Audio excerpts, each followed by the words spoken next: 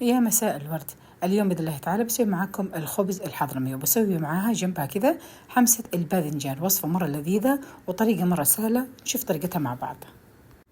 نبدأ بالخبز. أول شيء عندي هنا دقيق منخول ورشيت عليها رشة خفيفة من الملح، وأبدأ أحط لها الموية الدافية، وبعد كده أبدأ أعجن بالعجانة أو باليد مثل ما أنتم حابين، ويكون قوامها أثقل من عجينة الفطاير.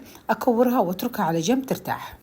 بعد ما ريحت عندي العجينة حوالي تقريبا ربع ساعة، أبدأ أرش عندي الطاولة بالدقيق، وأبدأ أفرد العجينة مثل ما انتم شايفين على شكل مربع دائرة مثل ما أنتم حابين.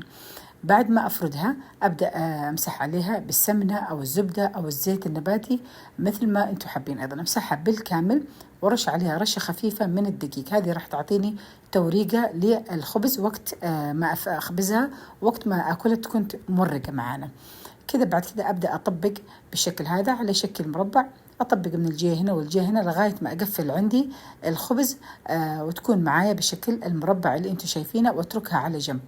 أخلص المجموعة اللي معايا كلها، وبعد كده أتركها ترتاح كمان ربع ساعة إلى نصف ساعة، ونبدأ نشتغل فيها. في وقت ما العجينة عندي تبدأ ترتاح، أبدأ أسوي عندي حمسة الباذنجان. عندي هنا في القدر حطيت بصل وحطيت عليه فلفل أخضر حار، وبدأت أحمسهم لغاية ما بدأ يتغير عندي البصل.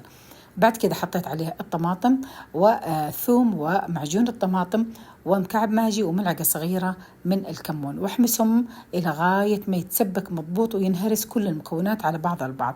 أكون هنا في الوقت هذا قالية عندي باذنجان مكعبات، فيكم تقولون بطاطس إذا حابين على الوصفة، ونخلط المكونات ونترك الخلطة عندي تتسبك مضبوط، وتكون حمسة الباذنجان عندي جاهزة.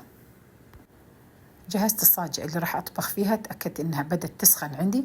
أحط عليها ربع ملعقة من السمنة، والخبز عندي بدأت أفردها مثل ما أنتم شايفين، وأبدأ أحط الخبز على الصاجة. أبدأ أتركها إلى غاية ما تظهر عندي الفقاقيع.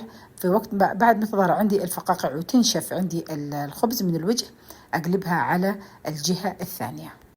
بعد ما قلبتها تأكدت إنها بدأت تتقمر، أحط عليها شوية سمنة وأحركها، أضغط عليها، أكبسها بغطاء قدر اللي موجود عندي. طبعا في قطع خشبية تكون خاصة بالخبز، ولكن الجود من الموجود عندي. هنا الخبز اتقمر من تحت ومن فوق وصار عندي جاهز، وقدمتها مع حمسة الباذنجان والعسل والجبن والشاهي، وهني وعافية.